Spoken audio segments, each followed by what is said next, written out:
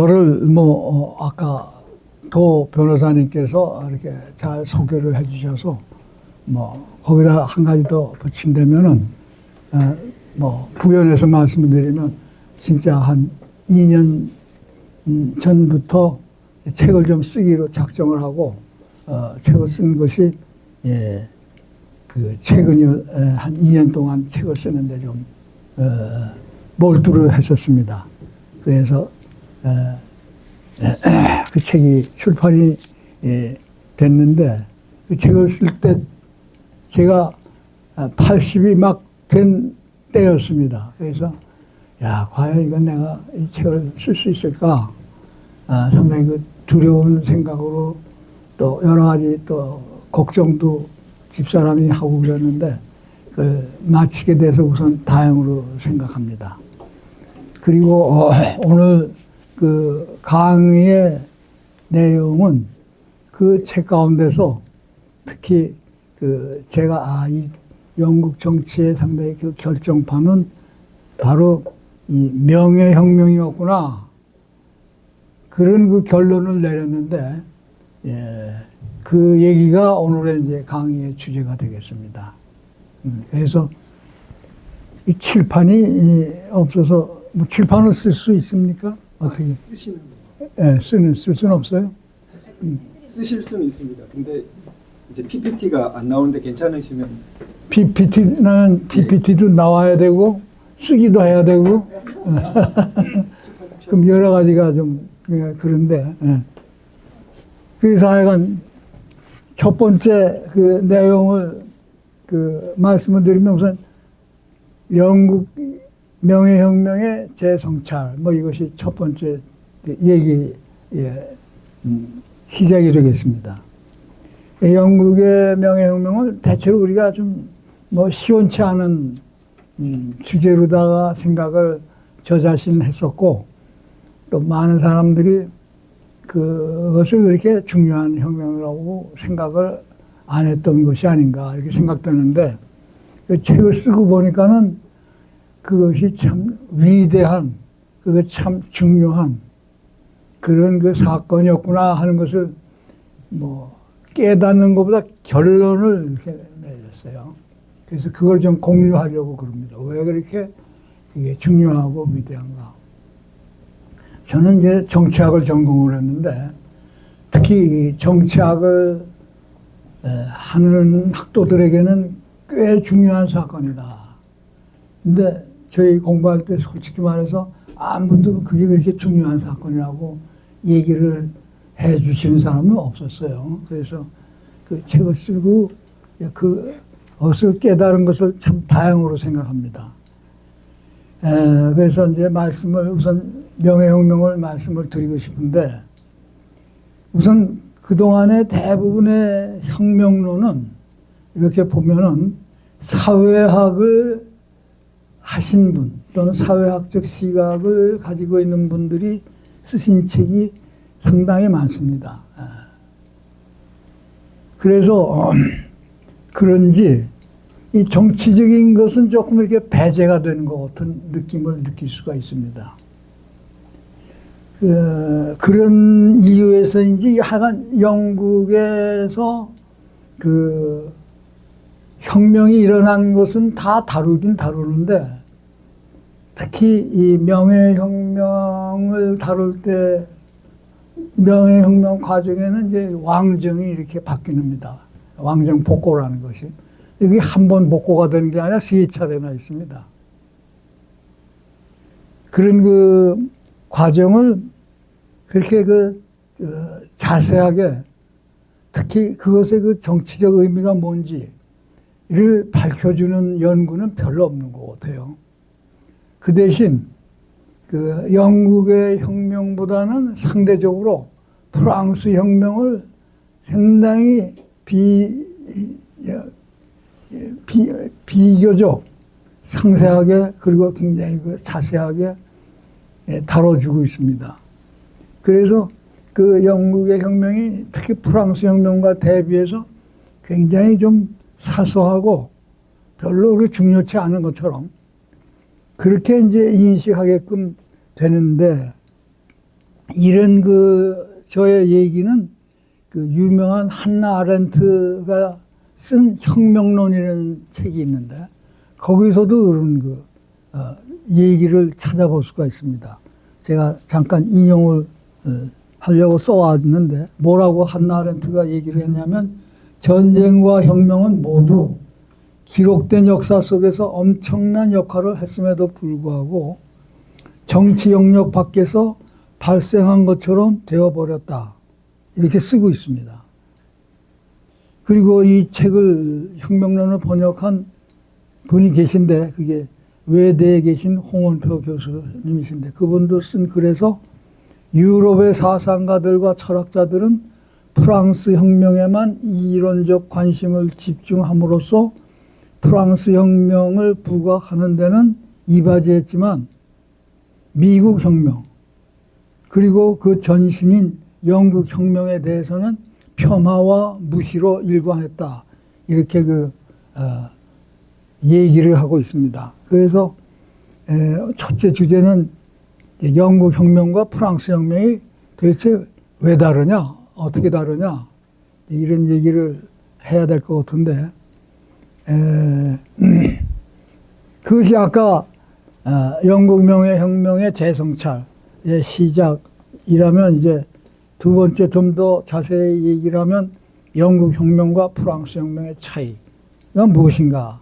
그것이 두 번째 문제가 되겠는데 우선 연도를 보면은 프랑스 혁명 우리가 잘 압니다. 1789년 1789. 근데 이 프랑스 혁명보다 꼭 100년 전에 일어난 게 영국 혁명입니다. 그러니까 1700년이 아니라 1689년. 이것이 이제 영국 혁명입니다. 그래서 그 프랑스 혁명과 영국 혁명의 그 차이는 우선 100년간의 차이가 있고 100년 앞서서 일어난 게 영국 혁명인데 그 차이는 영국 혁명에는 있는데 프랑스 혁명에는 없는 게 하나 있습니다. 그게 바로 명예혁명입니다.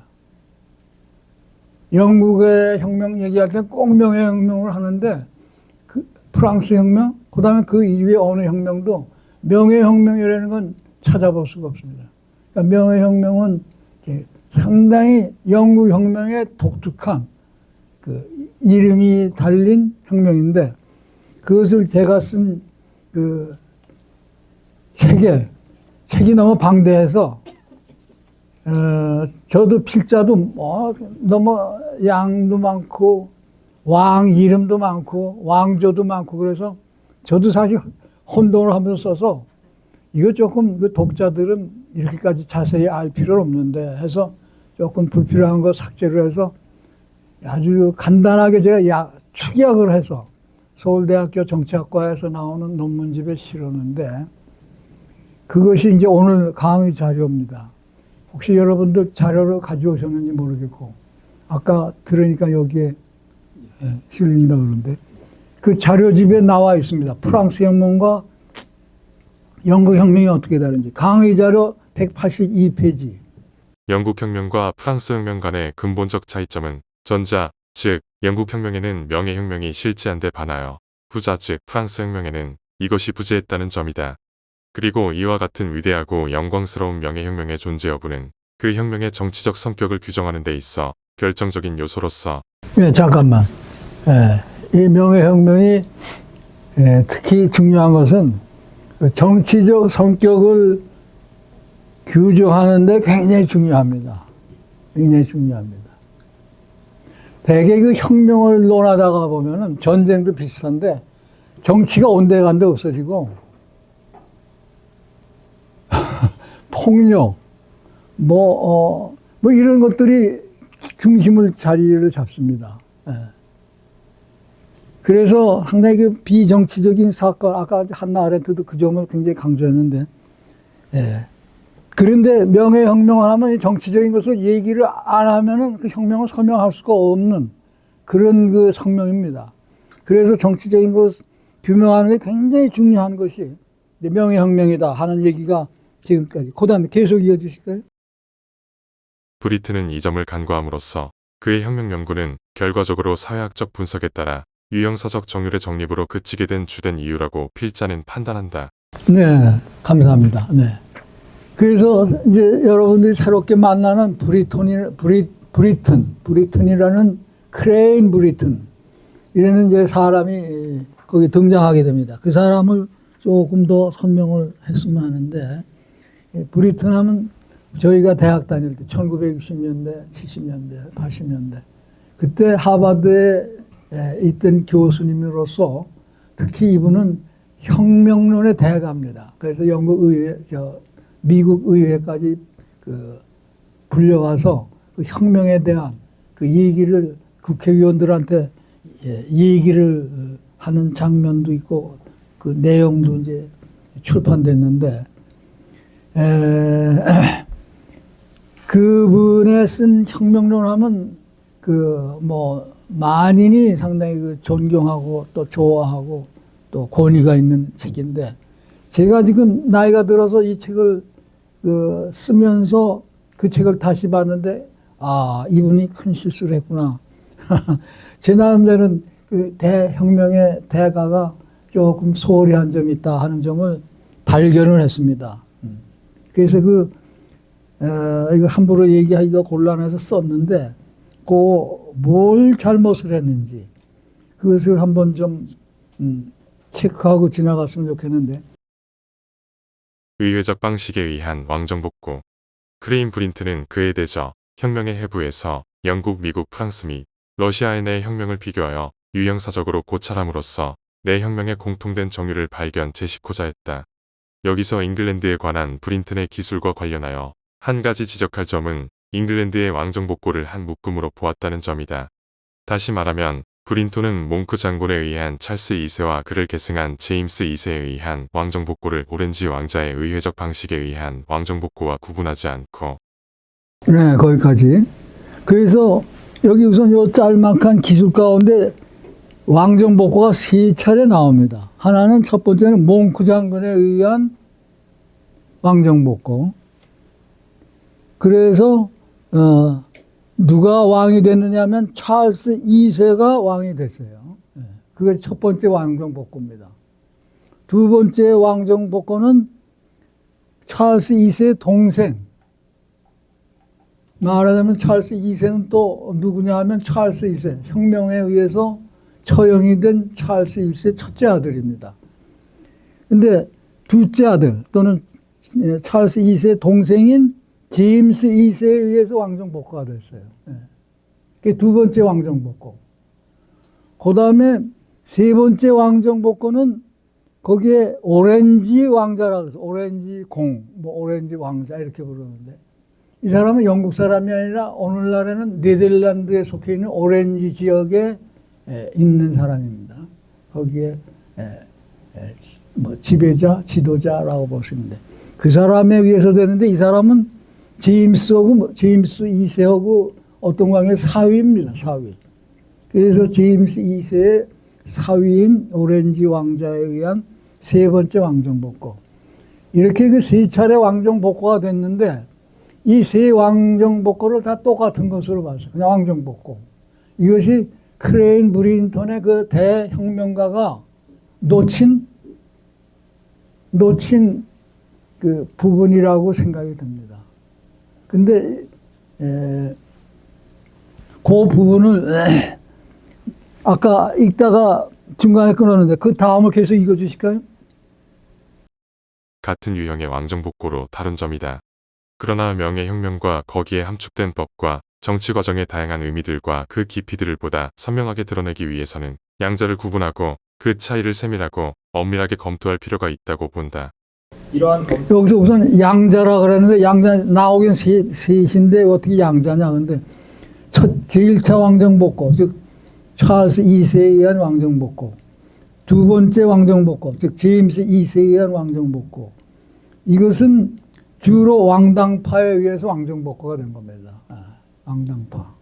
몽크 장군 자신이 왕당파의 한 사람이고, 또 제임스 2세는 그 형인 찰스 2세에 의해서 이제 왕이 됐는데, 이런 왕당파에 검토는 의해서 특히 오늘날 한국 외교 정치의 왕정복권. 난맥상을 이해하는 그런데 문제와도 그 무관하지 세 않다고 번째 생각한다. 그 제임스의 사위인 오렌지공은 이거는 왕당파가 아니라 의회파에 의해서 왕이 됐어요. 그래서 왕정복과가 됐는데 이것은 의회의 의회적 방식에 의해서 왕정복과가 됐는데 크레인브린턴이라는 이 유명한 혁명대가가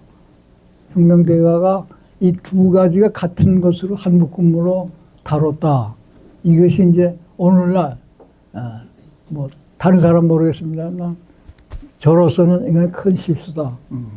뭐 이렇게 제가 지금 얘기를 한 겁니다. 그리고 그 핵심적인 차이는 뭐냐? 오렌지공은 의회적 방식에 의해서 왕정을 복구했다 이겁니다. 의회적 방식. 이것이 제가 왜 영국의 명예혁명을 재성찰하는 이유가 되겠습니다. 그래서 이것을 이제 중심으로 해서 제가 문제를 제기를 하면 도대체 의회적 방식이란 게 뭐냐? 의회적 방식. 파리아멘터리 매너. 칠판이 좀 쓰기가 그러니 말로 할 수밖에 없는데 의회적 방식이라는 게 뭐냐? 그래서 우선 제 글을 보면은 이제 여기서부터 제 글이 뭐 본문보다 각주가 더 길어집니다. 이걸 설명하기 위해서. 그래서 우선 본문, 의회적 방식에 관한 본문에서 183페이지. 그러나 한 가지 유의해야 할 점은 오렌지 왕자의 명예혁명을 특징 짓는 의회적 방식이 구체적으로 과연 무엇인지를 보다 가시적으로 드러내기 위해서는 오렌지 왕자를 몽크 장군과 대비시키고 그 차이가 무엇인지 좀 더 분명하게 살펴볼 필요가 있다는 점이다. 네, 그래서 몽크 장군은 누구냐 하면은 첫 번째 왕정복고의 아주 주도적 역할을 한 사람입니다. 주도적 역할. 그래서 이 사람에 대한 보다 더 상세한 설명이 필요하다. 그래서 대비시켜야 되겠다 하는 겁니다. 그걸 계속 읽어주실까요? 여기서 필자는 먼저 몽크 장군에 대한 기술들 중 주목되는 세 부분을 발췌했다. 그래서 세 부분을 저로서는 최대한으로 간략하게 A, B, C 해가지고 세 파트를 소개를 했는데 그 내용을 이제 말하는 그 의회적 방식을 어떻게 봐야 되느냐에 상당히 중요한 서론 부분이 돼서 읽는 게 좋을 것 같은데 그 옆으로 좀 가볼까요? 옆으로. 한번 좀 읽어주실까요? A. 조지 몽크는 오래고 명예롭지만 쇠락한 데본셔 가문의 둘째 아들로 태어나 어린 나이에 군인이 되었다. 휴문 몽크가 움직이기 시작하는 순간부터 망권 회복의 견해를 품었다는 것이 보다 이성적이고 솔직하다고 논한다. 몽크는 램버트의 군대가 북쪽으로 진격한다는 소식을 듣고 세인트 알반스에 도착할 때까지 거의 방해받지 않고 행진을 계속했으며 그곳에서 그들은 지금 임무로 복귀한다고 공언하고 몽크와 그의 부대는 웨스트민스터에 주둔했다. 1660년 2월 6일 장군은 하원에 소개되었고 하원 의장 렌탈은 그가 조국에서 행한 탁월한 봉사에 대해 감사를 표했다. 이에 대해 몽크는 그가 수행한 봉사는 그의 의무에 지나지 않으며 그들의 칭찬을 받을 만한 가치는 없다고 자신을 낮추어 말하면서 B. 그는 연설을 다음과 같이 계속 이어갔다. 위임받은 더 큰 가치를 지닌 많은 사람들 가운데 자신은 그들의 복직을 이루기 위한 섭리의 도구로 사용되었다. 자신은 이 봉사가 국가에 바쳐야 할 더 중요한 봉사를 위한 한 단계로 여기며 더 큰 봉사는 국민에게 제공할 그들 여러분들이 할 부분이다. 그가 이곳까지 행진해 오는 동안 그는 모든 계층의 사람들이 모든 곳에서 격렬한 동난을 겪은 후 해결책을 진지하게 기대하는 것을 관찰했다. 현 의회를 해산하지 않고서는 축복을 받을 가능성이 전혀 없으며 자유롭고 완전한 새 의회가 소집되어 선서나 약점 없이 만나게 되면 마침내 국민에게 만족을 줄 수 있을 것이다. 그 목적을 위해 그는 노력해왔다. 그는 청원자들에게 지금은 자유로우며 곧 가득 차게 될 의회 자체가 이 모든 조치에 대한 최선의 판단자이며 전체 공동체는 그들 의회의 결정을 순순히 따라야 한다. 이제 그는 보다 적게 약속을 강요할수록 그들의 계획은 더 포괄적이 될 것이며 국민에게 더 많은 만족을 줄 것임을 의회에 자유롭게 알리고자 한다. 광신파와 왕당파를 제외시킨다면 공공의 안전은 충분하다. 왜냐하면 이 정파들의 원칙들은 정부나 자유 모두에 대해 파괴적이기 때문이다. 장군의 연설 내용이 알려지자 기쁨과 환희가 도시 전체에 나타났으며 평화, 화합, 자유, 정의에 대한 전망이 지금까지 이 나라 국민을 사로잡았던 가장 깊은 암흑 속으로부터 즉시 솟아올랐다. 왕당파와 장로교인들은 모든 원한을 잊어버리고 공동의 기쁨과 환희에 젖었으며 더 이상 그들의 재앙적인 분열을 통해 거짓되고 당파적인 폭군의 야망을 만족시키지 않겠다고 맹세했다. 장군에 대한 박수 소리는 곳곳에서 의회에 대한 혐오감과 뒤섞였다. 여기서 참 중요한 말이 나옵니다. 한편으로는 이 장군에 대한 상당한 그런 그 만족감과 또 열광, 그러니까 박수 소리, applause of the general, 장군에 대한 그 박수갈채가 있었고, 다른 한편에는 의회에 대한 혐오감이 나타났다. 아주 대비되는 표현입니다. 왕당파를 이렇게 적극적으로 옹호하는 장군에 대한 박수와 그 다음에 의회에 대한 깊은 혐오감이 표현이 되고 있습니다. 이 혐오감이 더 격렬하게 표현이 되는, 조금 계속 읽어주실까요? 이 혐오감의 열정을 표현하기 위해 가장 우스꽝스러운 발명품이 채택되었다. 모닥불마다 둔부의회를 연상시키는 엉덩이가 구워졌다. 여기서 럼프 파리아멘트, 둔부의회라고 유명한 그 용어가 생겼는데, 의회를 하다가 그 상당수를 그 체포가 될 바람에 그것이 둔부가 돼버려서 한 부분만 남았어요. 그래서 그 둔부의회라고 그러는데, 그것을 사람들이 이제 조롱하는 겁니다. 의회를 마음대로 의원들을 체포를 하고, 그렇게 해서 의회를 참 형편없는 존재로 후퇴를 시켰는데, 그걸 조롱하기 위해서 그것을 모닥불마다 엉덩이를 구워서 먹는 그런 행사를 했다, 이런 얘기입니다. 계속 읽어주실까? 더 이상 엉덩이 살을 구할 수 없는 곳에서는 살점을 그 모양으로 잘라냈다. 그리고 의회의 장례식이 증오와 조롱의 상징으로 거행되었다. 네. 그래서 한편으로는 그 장군에 대한 아주 열광적인 지지, 다른 한편은 의회에 대한 아주 깊은 증오와 조롱, 이런 것이 나타나고 있음을 볼 수 있습니다. 그 다음에 이제 마지막 부분이 되겠어요. C. 잉글랜드 함대가 시야에 들어왔고 왕이 도버에서 하선할 때 몽크 장군의 배웅을 받았으며 그를 진심으로 포옹했다. 왕은 그의 생일이기도 한 1660년 5월 9일에 런던에 입성했으며 그의 나이는 30세였다. 왕은 몽크 장군에게 흉의 표현을 빌리면 그가 수행한 혁혁한 공로를 기리며 알베말 공작에 자기를 수여했다. 여기 영어를 소개를 had performed such signal service. 저는 signal service를 혁혁한 공로라고 번역을 했는데 모르겠어요. 제대로 된 번역인지. 네, 여러분 기억을 해 두십시오. 혁혁하다는 말을 영어로 어떻게 표현하냐. 시그널하다. 좋은 표현 아닌가. 그래서 그 몽크 장군은 이제 첫 번째 왕정복고에 아주 상당한 공을 세운 셈이죠. 그 마지막으로 계속 읽어주실까요?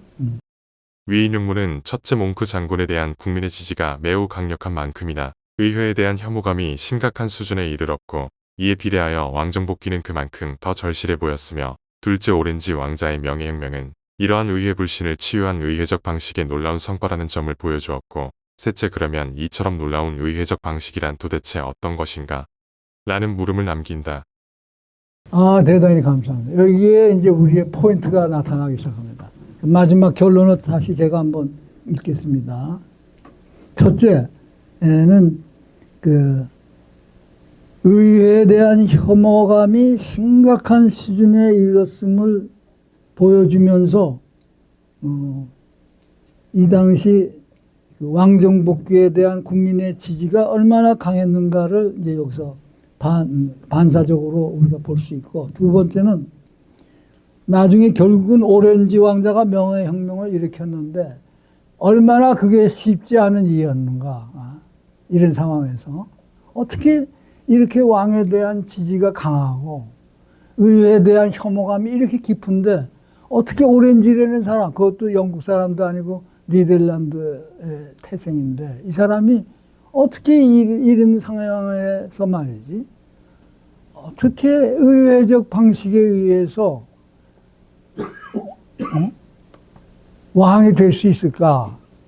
그게 굉장히 놀라운 사실인데 그게 됐다는 겁니다. 역사적으로 이루어졌다는 거예요. 그래서 도대체 그러면 여기서 말하는 의회적 방식이라는 게 도대체 뭐냐? 어떻게 이 의회적 방식이 이런 난관을 돌파를 해서 이렇게 성공을 거둘 수가 있었나?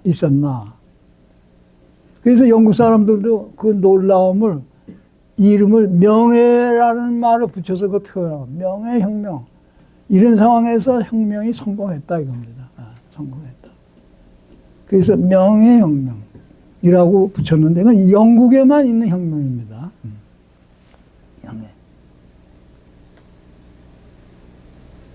그래서 이제 제 질문이 그 다음에 있는, 그럼 도대체 의회적 방식이란 뭐냐? 여기서 말한 의회적 방식이. 제가 칠판이 있으면 좀 써드리겠는데 우선은 뭐 말로 할 수밖에 없네요. 우선 의회적 방식은 통상적인 의미의 그 루틴한 또는 기계적인 그런 운영을 말하는 건 아니다 이거예요. 일반적으로 우리가 의회를 운영한다 할 때 이루어지는 여러 가지 그 절차적인 또는 형식적인 또는 기계적인 그런 운영을 여기서 의회적 방식이라고 뜻하지 않는다.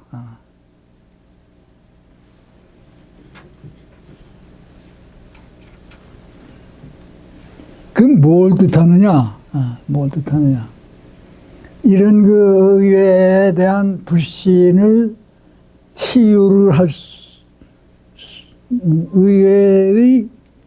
의회라고 하는 것은 의회에 대해서 명령할 수 있는 사람은 한 사람도 없습니다. 그리고 의회는 그런 또 명령을 받을 수도 없습니다. 그래서 아무도 의회에게 명령할 수 없기 때문에 의회 불신의 문제가 생길 경우 스스로 치유해야 하는 방식. 이것이 이제 여기서 말하는 그 의회적 방식을 뜻한다 이겁니다. 아무도 의회에 대해서 명령할 수 없기 때문에, 그러면 의회가 이제 이런 문제에 봉착했을 때 그걸 치유를 해야 되는데 누가 해야 되느냐? 아무도 해줄 수가 없다 이거예요. 의회 스스로 해야 되는 겁니다.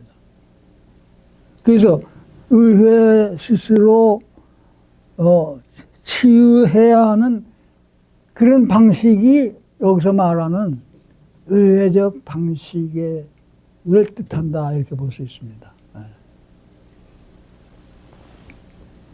그러면 과연 그런 방식이라는 게 뭘까? 다시 한번 정리를 하면 일단은 여기서 의회적 방식이라고 하는 것은 통상적이고 루틴한 기계적인 운영이 통하지 않는 방식.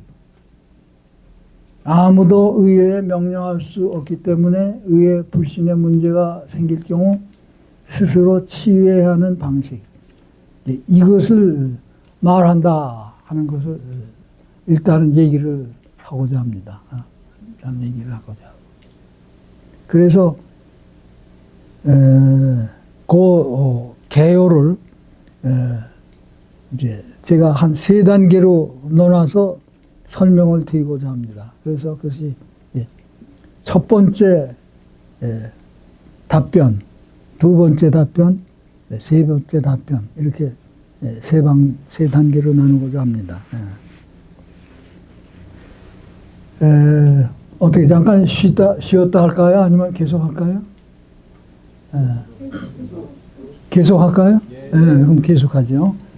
그러면 의회적 방식에 대한 첫 번째 개요를 193페이지 좀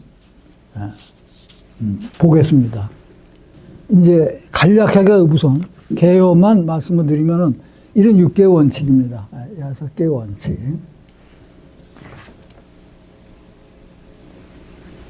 이것이 첫 번째 이제 의회적 방식에 대한 보다 확실한, 그렇지만 단계로 몇 개 단계로 나눈 6개조 치유의 원칙이라고 말할 수 있는 겁니다.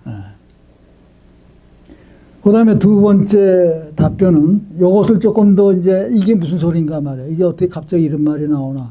그래서 그것에 대한 이제 보충 설명이 되겠는데 197페이지 이 얘기는 이러이러한 데서 나왔다. 내가 마음대로 만드는 게 아니라 오렌지공이 얘기한 데서 나온 겁니다. 그래서 그 얘기한 데서 6개 원칙을 제가 추출했는데 그래서 별점에다가 설명을 하고 있는 겁니다.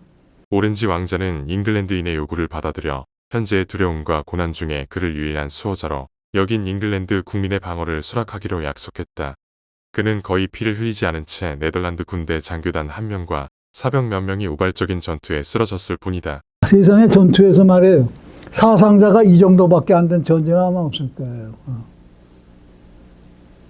이 정도로 사상자가 거의 없이 이겼어요. 오렌지는 오렌지 왕자가 말이에요. 그 전쟁에 이겨가지고 그 다음에 어떻게 했느냐 계속 읽어주세요. 강력한 함대와 수많은 군대의 지원을 받은 거대한 군주인 제임스 2세를 폐위시켰다. 그러자 몇몇 변호사들은 오렌지 왕자에게 정복의 권리를 행사하여 왕관을 요구해야 한다고 주장했다. 그러나 이런 조치는 자유의 원칙을 파괴하는 것이므로 그는 이 요구를 거부했다. 이겁니다.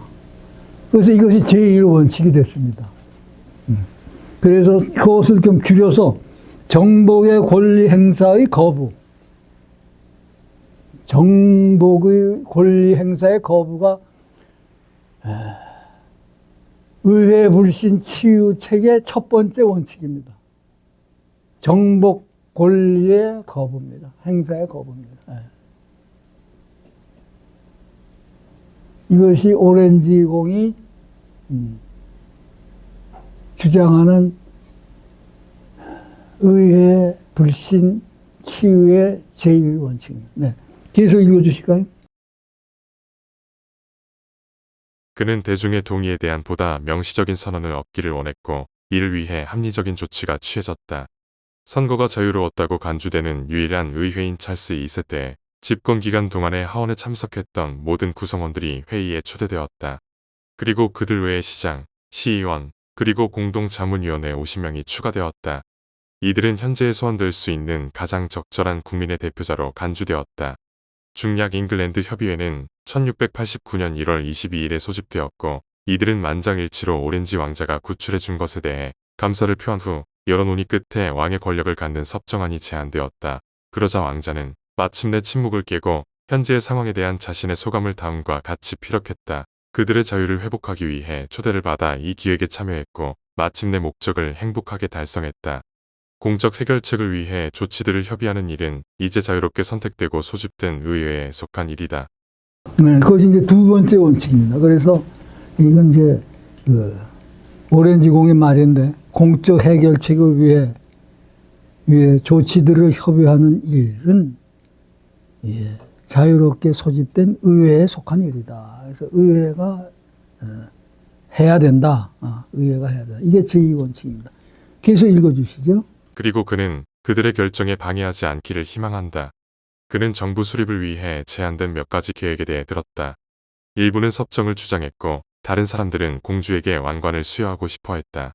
그들의 관심은 가장 그들의 마음에 들거나 유리한 행정 계획을 선택하는 것에 집중되어 있다. 네, 그래서 의회가 해야 할 일이다 해서 의회에다 맡겼는데 의회가 하는 거 보니까 어떻게 했느냐.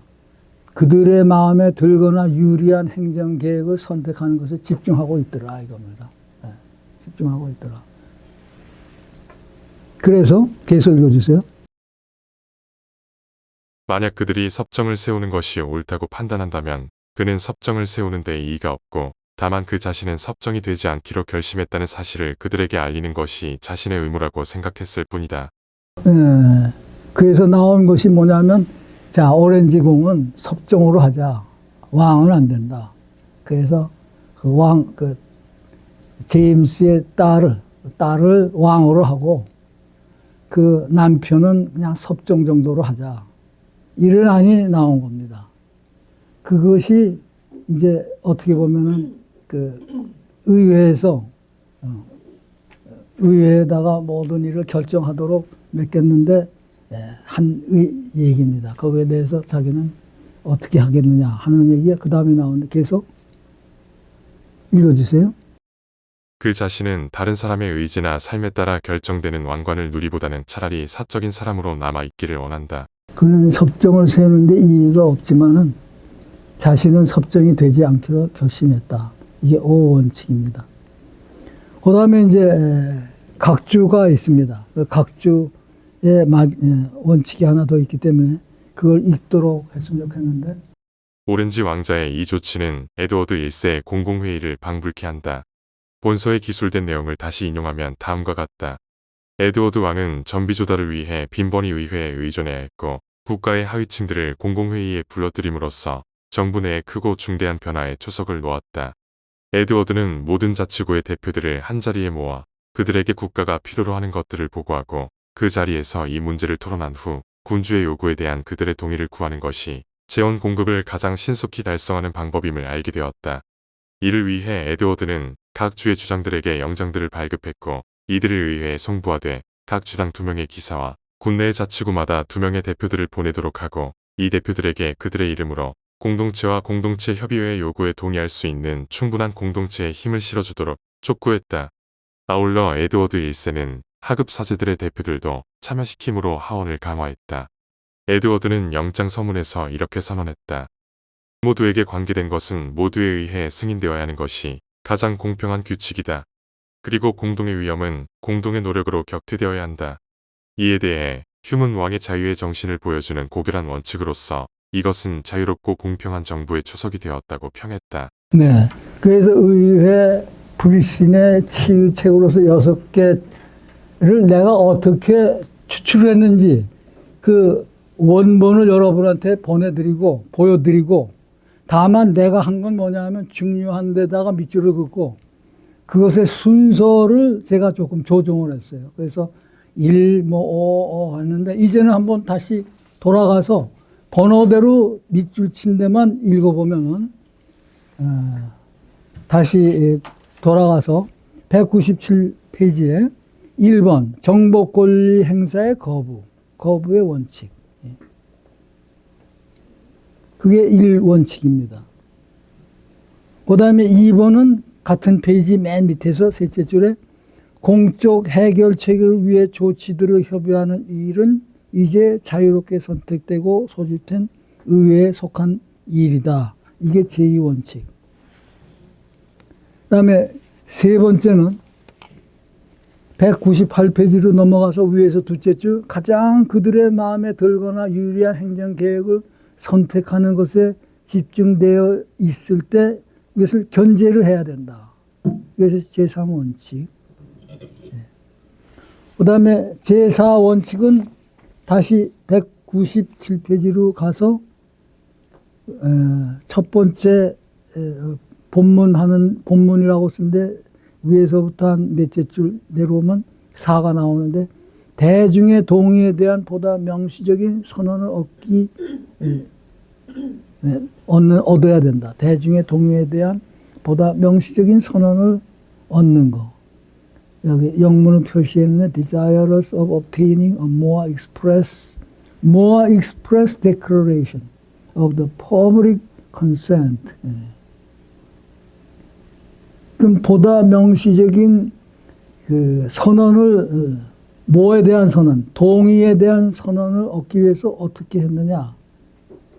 거기에 조금 밑에 내려가면 시장, 시의원, 공동자문위원회를 이미 그러니까 선거가 자유로웠다고 간주되는 의회 때 하원에 참석했던 모든 구성원들이 초대되었다. 이 말에 들어있어요. 예.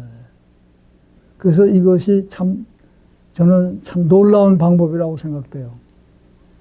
우리나라에서 국가적인 위기가 있다. 그래서 뭡니까? 중신이 아니지. 상당히 그 중요한 우리 사람들을 모아서 의논하려고 하는데 누구를 모으느냐. 근데 과거에 국회의원을 했던 사람, 그 사람들을 모아서 그 사람들의 의견을 들은 적은 거의 없었던 것 같아요. 그 당시 유명한 사람, 뭐 학자 또는 신부, 종교인 또는 관료 이런 사람들을 모으는데 여기서는 어떻게 했느냐? 선거가 자유로웠다고 간주되는 그런 의회 때 하원에 참석했던 모든 구성원들을 회의에 참석하고 추가적으로 여기 보니까는 또 시장, 의회회, 이런 것들을 같이 다 참여를 했다. 아까 들은 얘기입니다. 우리 국회에도 헌정회가 있다고 그래요. 근데 그 건물이 아주 유난히 허른 건물이라서 참 놀라웠다고 그러고. 그런 사람들은 한번 의회 의원을 하다가 그만두면 그냥 끝이 모양이에요. 그 얘기를 들어보니까 그래요. 그 사람을 다시 국가 위기 시에 불러다가 그래 지금 이런 상태인데 이게 도대체 뭘 원하는 거냐 국민들이. 그것이 모아 익스프레스 보다 명확한 동의에 대한 뭡니까? 대중의 동의에 대한 명시적인 선언. 더 명확하게 그것을 그래도 그 과거에 국회의원 하던 사람들 이런 사람들한테 물어보면 그 경험상 그 좋은 얘기를 해줄 수 있지 않을까. 근데 우리나라에서는 그것을 거의 활용을 안 하는 것 같아요. 안 하고 그 당시에 유명한 종교인들, 학자들 또는 하여간 관료들 이런 사람들을 이제 불렀었는데 거기에 그런 사람이 전혀 배제된 건 아니지만 약간 그런 것 같아요. 그것이 이제 말하자면은 아까 의회적 방식과 관련된 그 답변이 되겠습니다. 답변이 되겠습니다. 그래서 의회적 방식이란 뭐냐 하는 것이 여러분의 머리에 다시 정리를 하기 위해서 다시 한번 돌아가서 봅시다. 돌아가서 그 193페이지에 가면은 의회 불신 치유의 6개 원칙을 이제 거기다 나열했는데 그 원칙이 아까 말한 그런 텍스트에서 이렇게 나왔다 하는 것을 말씀드리고 다시 한번 제가 읽도록 하겠습니다. 첫 번째는 정복의 권리 행사에 대한 거부 원칙. 두 번째, 공적 해결책을 위해 조치들을 협의하는 일은 자유롭게 선택되고 소집된 의회에 속한다는 원칙. 세 번째, 그러나 의원들이 자신들 마음에 들거나 유리한 선택으로 집중될 때 이것을 견제하는 원칙. 네 번째, 공인들은 대중의 동의를 보다 명시적으로 확보하기 위해 능동적으로 끊임없이 노력해야 한다는 원칙. 그러니까 여기서 보다 명시적으로 이 국민이 동의를 했는데 그 동의의 의미가 시간적으로 흘러감에 따라서 좀 불투명해지기도 하는데 또 새로운 세대의 권력을 잡은 사람들은 그 과거의 그 동의 내용이 뭔가를 더 명확하게 파악하기 위해서 끊임없이 노력을 해야 되는데 노력을 했다 하는 얘기죠. 그 다음에 다섯 번째, 공인들은 다른 사람의 의지나 삶에 따라 결정되기보다는 차라리 사인으로 남아있어야 한다는 원칙. 그 다음에 여섯 번째, 모두에게 관계된 것은 모두에 의해서 승인되어야 한다는 것이 가장 공명하며 공동의 위험은 공동의 노력으로 격퇴되어야 한다는 원칙. 6개 원칙. 이것이 이제 의회 불신을 치유하는 6대 원칙이다. 뭐 이렇게 일단은 제 얘기를 정리할 수 있겠습니다. 뭐 질문이 있으면 나중에 질문 시간이 있을 테니까 질문을 듣기로 하고, 제 강의는 이제 이에 이어서 조금 더 있는데 그 얘기는 조금 쉬었다 하는 게 어떨까. 그래서 좀 휴식 시간을 가지면 어떨까 합니다. 좀 쉴까요?